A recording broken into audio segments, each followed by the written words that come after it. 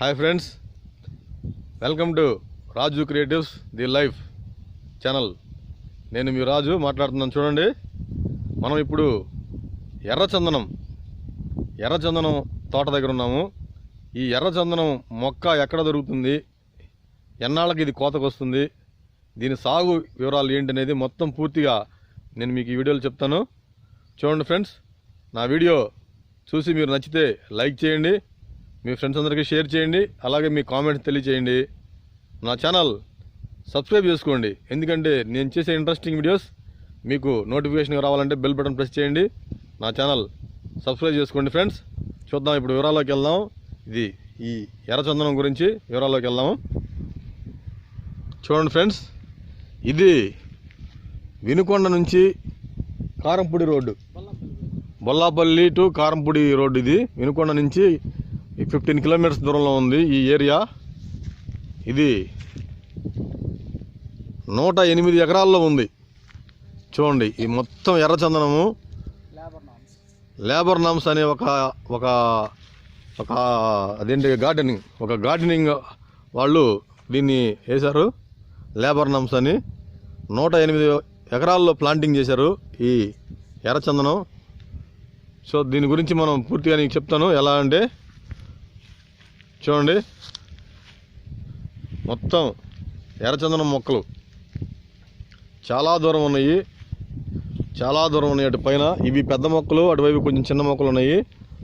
So దీని గురించి మీకు పూర్తిగా ఈరోజు తెలియజేస్తాను. చూడండి, ఇవి చిన్న మొక్క, ఇది చూడండి, ఇంకా చిన్న మొక్క, ఇది చాలా చిన్న మొక్క. దీని వయసు ఎంత ఉంటుందండి? ఈ మొక్క వయసు వచ్చేసి 2 సంవత్సరాలు ఉంటుంది. సో ఈ ఎర్రచందనం మొక్కలు రాజమండ్రి దగ్గర ఉన్న కడియం నుంచి వీరు ఈ మొక్కల్ని తీసుకొచ్చారు.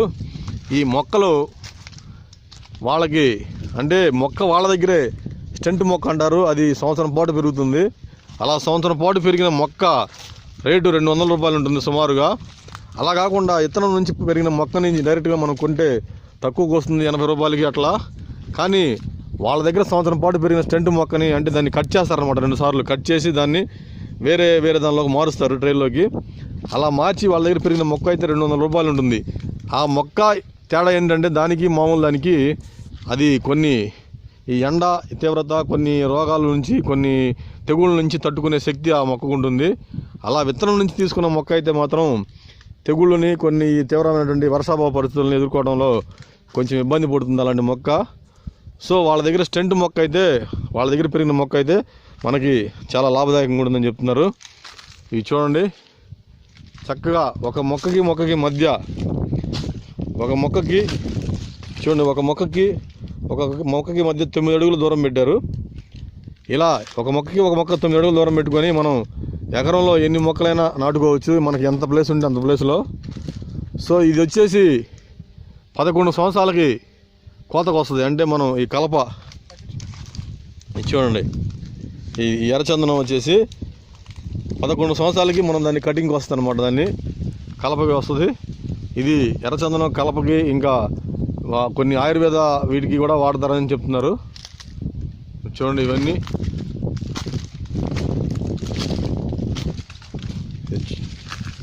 చూడండి,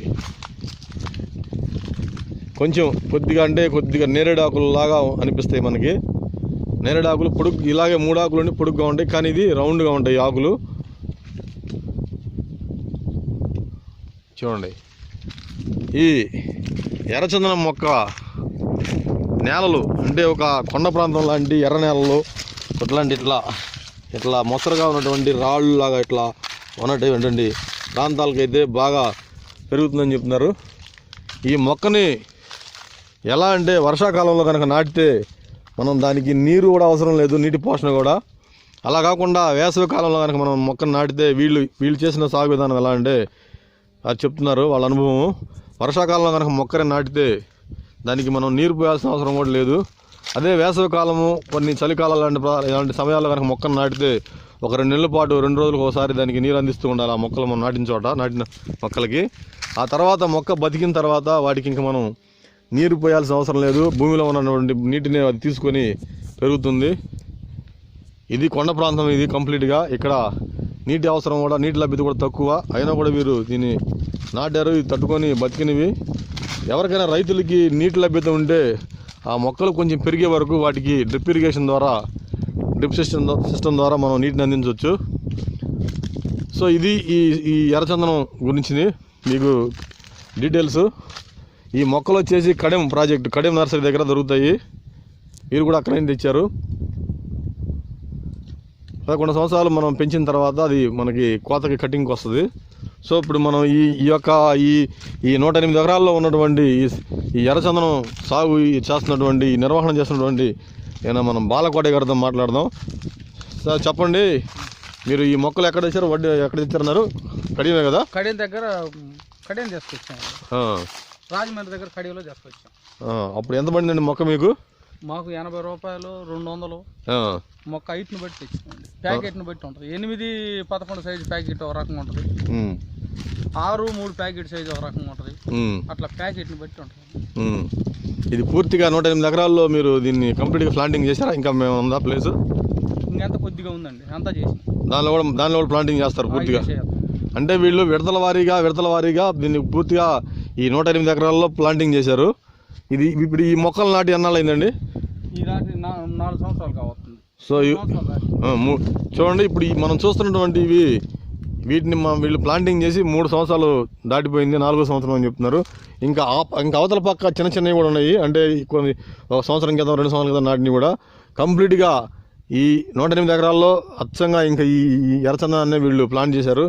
దీని యొక్క యజమాని వచ్చేసి ఆయన ఆదోనిలో ఉంటారు,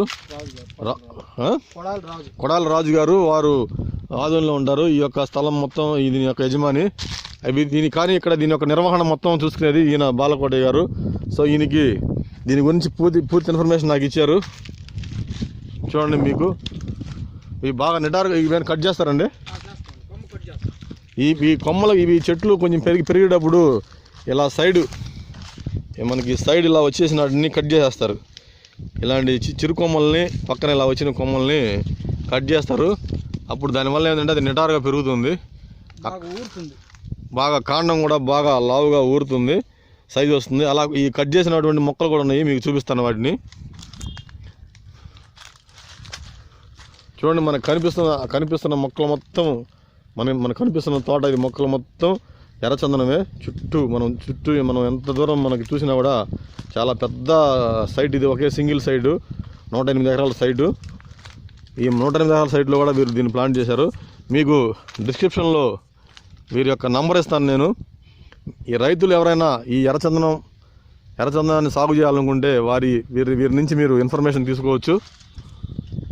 చూడండి ఫ్రెండ్స్, ఇవి బాగా కొంచెం ముదిరినవి. అంటే ఇందాక మనం ఈ తోటలో ఉన్నాం కదా, ఇవి కొంచెం అంటే వీళ్ళు ఒక పక్క నుంచి వీటిని మొక్కలు నాటుకుంటూ వెళ్తున్నారు. సో ఇవి ముందు నాటినవి కొంచెం బాగా బాగా చూడండి, బాగా తయారైంది కర్ర, బాగా లావుగా.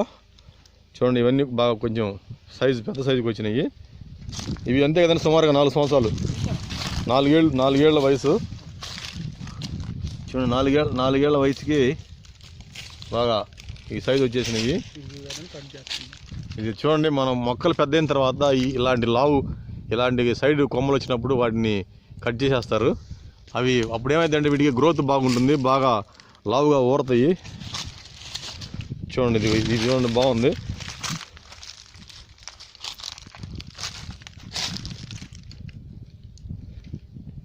చూడండి, వీటన్నిటికీ అది చూడండి, పైన మనకు కనిపిస్తుంది. చూడండి, వీటన్నిటికీ పైన కొమ్మల్ని కట్ చేస్తారు. అలా కొమ్మల్ని కట్ చేశారు. అప్పుడు ముఖ్యమైనటువంటి మొక్క యొక్క ప్రధానమైనటువంటి ఈ కాండం ఇలా పైకి సాగుతుంది. ఆ కొమ్మల్ని కట్ చేసినప్పుడు పైకి బాగా అలా పెరుగుతుంది. సో దీనికి బాగా అప్పుడు బలంగా లావు వస్తుంది. భూమి లోపల నీటి లభ్యత కనుక బాగా ఉంటే, కొంచెం తేమ ఉంటే బాగా మొక్కలు బాగా పెరుగుతాయి.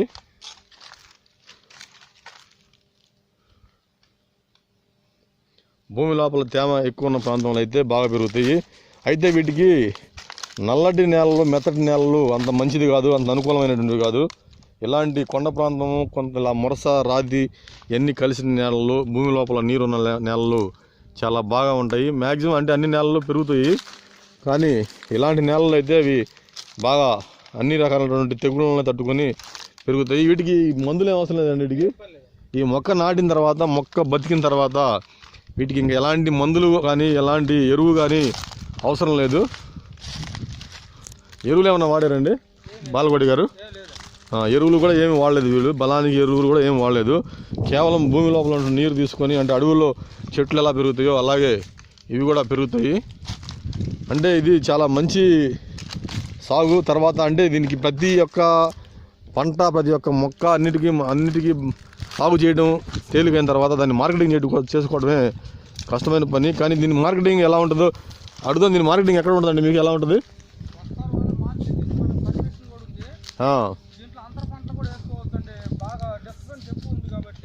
ఇప్పుడు దీనికి అంటే గవర్నమెంట్ నుంచి, ఉద్యానవన శాఖ నుంచి మనం అమ్ముకోవడానికి పర్మిషన్ తీసుకోవాలి ప్రభుత్వం. అటవీ శాఖ నుంచి మనం పర్మిషన్, అంటే మనం ఈ 11 సంవత్సరాలు అయిన తర్వాత వీటిని మనం కోతకు వచ్చిన సమయంలో, కటింగ్కి వచ్చిన సమయంలో మనం అటవీ శాఖ నుంచి పర్మిషన్ తీసుకోవాలి. మనం ఎన్ని ఎకరాల్లో సాగు చేసాము దాని యొక్క ప్రూఫ్లు మొత్తం వాళ్ళకి సబ్మిట్ చేస్తే వాళ్ళు పర్మిషన్ గ్రాంట్ చేసిన తర్వాత మనం వీటిని అమ్ముకోవచ్చు. వీటిని కొనడానికి కూడా దీనికి సంబంధించిన దళారులు, దీనికి సంబంధించిన వాళ్ళే ఈ రైతు దగ్గరికి వస్తారు కొనడానికి. ఈ మొక్కను ఎలా అంటే ఏ ప్రాతిపదికన కొంటారండి? టన్నుల లెక్క కలపని టన్నుల లెక్క వీళ్ళు కొంటారు. రైతుల నుంచి టన్నుల లెక్క కొంటారు. టన్ను సుమారుగా ఎంత ఉంటుందండి? అంటే ప్రస్తుతం ఎంత ఉంది సుమారుగా టన్ను? ఐడియా ఉందా మీకు? ఎంత ఉంది? టన్ను ఎర్రచందనం వచ్చేసి 25 లక్షలు ఉందని చెప్తున్నారు ఇప్పుడు ప్రస్తుతం. సో అలా దీన్ని అంటే రైతుకి మంచి ఆదాయాన్ని ఇచ్చేది, దీర్ఘకాలంలో మంచి ఆదాయాన్ని ఇస్తుంది ఎర్రచందనం సాగు. చూడండి, దీని గురించి మీకు పూర్తిగా నేను వీడియోలు చెప్పాను. ఈ మొక్కలను ఎక్కడ తెచ్చుకోవాలి? కడెం నుంచి వీళ్ళు గోదావరి జిల్లా కడెం నుంచి మొక్కలు తెచ్చుకున్నారు. ఎలా ప్లాంట్ చేసుకున్నారు అన్నీ మీకు వివరాలు ఇచ్చాను. తర్వాత పెద్ద అయిన తర్వాత అమ్ముకోవడానికి అటవీ శాఖ నుంచి పర్మిషన్ తీసుకోవాలి. దగ్గరలో ఉన్న అటవీ శాఖ నుంచి పర్మిషన్ తీసుకొని వీటిని మనం కోతకి, కటింగ్కి పర్మిషన్ తీసుకొని అమ్ముకోవచ్చు. దీనిలో ఇంకా అంతర పంటలు అంటే మనకి భూమి అంటే పైన చెట్లు గుమ్మటంలా ఎక్కువగా ఆకులు వచ్చేసి నీడ ఎక్కువ ఉండదు కాబట్టి అంతర పంటలు సాగు చేసుకోవచ్చు. నేల మంచిదయ్యి, నీటి లభ్యత ఉంటే, బోరింగ్ వాటర్ ఫెసిలిటీ ఉంటే అంతర పంటలు సాగు చేసుకోవచ్చు. చూడండి ఫ్రెండ్స్, ఇది మనం ఈ ఎర్రచందనం మనం ఒకవేళ మనం 1 ఎకరంలో కానీ 2 ఎకరాల్లో కానీ ఎర్రచందనం సాగు చేసేటప్పుడు ఈ మధ్యలో ఖాళీ ఉంటుంది కాబట్టి ఈ ఖాళీలో మనం ఏదన్నా అంతర పంటలుగా మనం తీగజాతి మొక్కలు ఏదన్నా పంటలు మనం ఏదైనా వేసుకోవచ్చు. అలా కాకుండా అంటే ఒక మనం గడ్డి కానీ ఏదన్నా ఒక పిల్లి పెసరలు లాంటివి కానీ ఇలాంటివి వేసుకొని వాటిల్లో మళ్ళీ మీరు చెప్పండి, మన రైతు చెప్తున్నారు, ఆయన చెప్తున్నారు. దీంట్లో మామూలుగా మన పిల్లి పెసరలు, కొలగంజారులు ఇలాంటివి చల్లుకొని పెంచుకొని గొర్రె పిల్లలు కానీ ఇలాంటివి కానీ మేపుకుంటే చేనికి బాగా బలం అయింది. వాటి ఎరువు వల్ల మనకు ఆదాయం కూడా బాగుంటుంది. అది వారు చెప్పేది ఏంటంటే దీనిలో పిల్లి పెసరు అంటే మనకు నీరు కానీ ఉంటే, కొంచెం బోరింగ్లు అలాంటివి ఉన్నప్పుడు నీటి ఫెసిలిటీ ఉంటే పిల్లి పెసర్లు, కొలగంజరు లాంటివి ఏదన్నా పెంచుకుంటే ఈ ఎకరం కానీ 2 ఎకరాలు మీరు వేసిన తోటలో గొర్రె పిల్లల్ని అలాంటి వాటిని మీరు పెంచుకున్నారనుకోండి, అవి ఆ పిల్లి పెసర, గొలగంజరు మొక్కలు తింటా అవి అందులోనే వాటి రెట్టేస్తాయి. అవి మేకలు కానీ గొర్రెలు కానీ ఆ రెట్ట కూడా వీటికి బాగా బలంగా అవుతుంది. అలాగే పైనుంచి రాలిపోయిన వాటి ఆకులు కూడా వాటి ఆకులు ఉన్నాయి కదా, వాటికి అవే మళ్ళీ వర్షం పడినప్పుడు భూమిలోకి వెళ్ళి మనం ఏదైనా సాగు చేసినప్పుడు దున్నినప్పుడు వాటికి మంచి బలాన్ని, ఎరువుగా మంచి బలాన్ని ఈ చెట్లుకి ఇస్తాయి అని చెప్తున్నారు. సో అంటే మనం 2 రకాలుగా దీన్ని ఉపయోగించుకోవచ్చు. ఈ ఎర్రచందనం మొక్కలు వేసిన పొలంలో మనం కంచెలాగా వేసుకొని చుట్టూ దాని లోపల మేకల గొర్రెలను పెంచుకోవచ్చు. ఈ యొక్క భూమి లోపల అలాంటి గడ్డి మేత జాతికి సంబంధించినటువంటి అంటే ఈ గడ్డి లాంటివి కాకుండా అయితే పిల్లి పెసర లాంటివి అయితే అవి ఇంకా బాగా మంచి బలాన్ని ఇస్తాయి. వాటిని తిన్న గొర్రెలు, మేకలు రెట్టేసిన తర్వాత వాటి ఎరువే మళ్ళీ ఈ మొక్కలకు బాగా బలంగా పనికి వస్తుందని చెప్తున్నారు. అంటే 2 రకాలుగా రైతుకి ఇది ఉపయోగపడుతుంది. సో ఫ్రెండ్స్ చూడండి, ఇది ఎర్రచందనం గురించి మీకు వివరాలు. ఇది మీకు చెప్పాను. ఇది ఎక్కడ ఉందంటే చెప్పాను కదా, వినుకొండ నుంచి 15 కిలోమీటర్ల దూరంలో బొల్లాపల్లి అనే ప్రాంతానికి దగ్గరలో ఉంది. ఇది కింద మీకు డిస్క్రిప్షన్లో నంబర్ ఇస్తున్నాను. మీకు ఏదన్నా డౌట్స్ ఉంటే వారిని అడిగి మీరు తెలుసుకోవచ్చు. చూడండి ఫ్రెండ్స్.